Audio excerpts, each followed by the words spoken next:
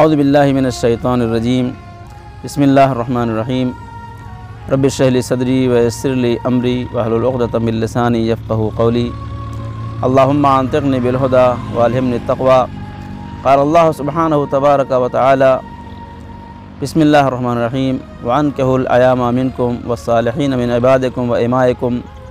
ان یکونوا فقراء یغنہم اللہ من فضلہ واللہ واسع علیم۔ ناظرین، اسلامی شادی کی سیریز میں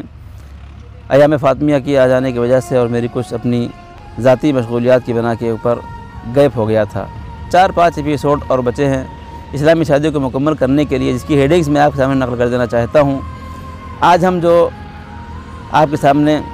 ایپیسوڈ کرنے جا رہے ہیں، اس کا عنوان ہے رخصتی، پھر اس کے بعد شب زفاف یعنی جسے ہم سہاگ رات کہتے ہیں، اس کے بعد ولیمہ، منہ دکھائی اور اصل اسلامی شادی۔ یہ کچھ عنوانات ہیں جو آپ کے سامنے انشاءاللہ پیش کیے جائیں گے۔ آج کے اس ایپیسوڈ میں ہمارا عنوان ہے رخصتی۔ رخصتی کیا ہے؟ رخصتی شادی کا ایک بہت ہی اہم مرحلہ ہے، جہاں کے اوپر لڑکی اپنے اس آشیانے کو چھوڑ کے، جہاں اس نے 18, 20, 22, 25 سال زندگی گزاری ہے، ایک نئے گھر میں جانے کی تیاری کرتی ہے اور اپنے گھر کو، اپنے والدین کو، اپنے بھائی بہن کو چھوڑ کے شوہر کے گھر کی طرف چلتی ہے۔ دوسری طرف لڑکا ایک ایسے شخص کو اپنی زندگی کا محرم راز بنا کے لے آتا ہے، جس کو شاید اس کی پہلی پہچان نہ ہو، یا ہو بھی تو اس عنوان سے نہیں ہوتی ہے، اور اس کے ساتھ وہ اپنی نئی زندگی کا آغاز کرنا چاہتا ہے۔ یہاں کے اوپر 2 باتیں عرض کرنی ہے۔ سب سے پہلی بات تو یہ ہے کہ رخصتی کے وقت جب لڑکی اپنے گھر سے رخصت ہو کے سسرال کی طرف جانا چاہتی ہے، تو لڑکی والوں کے ہاں بہت سی رسومات ہوتی ہیں، جن میں سے بعض یا اکثر کہوں تو غلط نہ ہوگا کہ وہ رسومات غیر اخلاقی اور غیر اسلامی ہیں، جو ہم نے دوسروں سے لی ہیں، جن میں سے بعض حرام بھی ہیں، وہ چیزیں جائز نہیں ہیں۔ پھر لڑکی جب رخصت ہو کے اپنے گھر آتی ہے تو وہاں بھی دلہن کے گھر آنے کے اوپر بہت سی رسومات انجام دی جاتی ہیں، جو ہم نے دوسروں سے لی ہیں، جو غیر اسلامی ہیں اور غیر اخلاقی بھی ہیں، لہذا ان سے پرہیز کرنا ضروری اور لازم ہے۔ البتہ پیغمبر اسلام صلی اللہ علیہ وآلہ وسلم نے ارشاد فرمایا، اے علی، جب دلہن تمہارے گھر آئے تو تم اسے کسی اونچی جگہ پہ بٹھا لو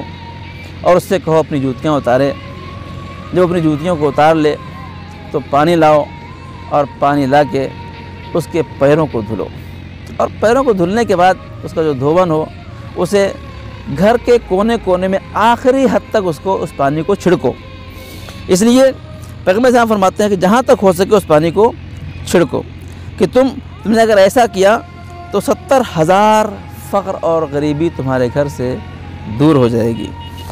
اور 70,000 برکتیں تمہارے گھر میں نازل ہوں گی، اور 70,000 رحمت کے فرشتے تمہارے گھر کا طواف کریں گے، جس کی برکت سے گھر برکتوں سے بھر جائے گا، اور دلہن پاگل پن، جذام اور کوڑھ جیسے مرض سے محفوظ رہے گی جب تک وہ تمہارے گھر میں ہے۔ خوب، یہ کام کون کرے؟ یہ کام خود شوہر کو کرنا چاہیے۔ بعض لوگ اپنی مردانگی سمجھتے ہیں کہ ہم بیوی کے پیر کو کیسے پکڑیں اور بیوی کے پیر کو کیسے دھلیں۔ رسول اسلام نے حکم فرمایا ہے، اور یہ کام خود شوہر کو کرنا چاہیے، اس لیے کہ یہ کام کرنا ایک طرف پیغمبر اسلام کے قول کے مطابق گھر میں باعث برکت ہے، تو دوسری طرف میاں بیوی میں محبت میں اضافے کا سبب ہے، جو کسی بھی فیملی کے دوام کا اصلی جز ہے، کہ جہاں محبت نہیں ہوتی ہے وہاں فیملی میں اختلاف پیدا ہو جاتے ہیں۔ دوسری بات یہ ہے کہ اب جو لڑکی رخصت ہو کے اپنے گھر آئی ہے، یہ اپنے پیچھے ماں چھوڑ آئی ہے، باپ کو چھوڑ کے آئی ہے، بھائی بہنوں اور رشتہ داروں کو چھوڑ کے آئی ہے، لہذا اب یہ جب شوہر کے گھر آئی ہے تو اب اسے ایک ماں چاہیے، ایک باپ چاہیے، ایک بھائی، ایک بہن چاہیے، ایک شوہر کے علاوہ۔ شوہر تو اس کا ہے ہی، لہذا انشاءاللہ ہماری جو اگلی سیریز شروع ہونے والی اسلامی فیملی سسٹم میں ہم اس میں عرض کریں گے کہ ایک لڑکی جب اپنے گھر سے رخصت ہو کے آتی ہے تو وہ کہاں آتی ہے۔ اگر وہ اپنے گھر آئے تو اپنے گھر میں اس کو اپنی ماں مل جائے جس کو ساس کہتے ہیں، اپنا باپ مل جائے جس کو سسر کہتے ہیں، بھائی بہن مل جائے اس کو نند و دیور کہتے ہیں، لیکن جب وہ سسرال آتی ہے تو وہاں اس کو ساس ملتی ہے، سسر ملتے ہیں، نند ملتی ہے، دیور ملتے ہیں۔ لہذا ان تمام گفتگو انشاءاللہ ہم بعد میں اسلامی اسلامی فیملی سسٹم کے سلسلے میں آپ سامنے عرض کریں گے ہم۔ لہذا یہاں کے اوپر میں صرف اس بات کو کرنا چاہتا ہوں کہ اسلامی قوانین اور اسلامی ارشادات کے اوپر ہم کو عمل کرنا چاہیے، اور پیغمبر نے جیسا کہ فرمایا ہے اس میں کوئی اہانت، توہین یا کمی کی گفتگو نہیں ہے کہ اگر کوئی شوہر اپنی بیوی کے پیروں کو دھلائے اور اس پانی کو گھر میں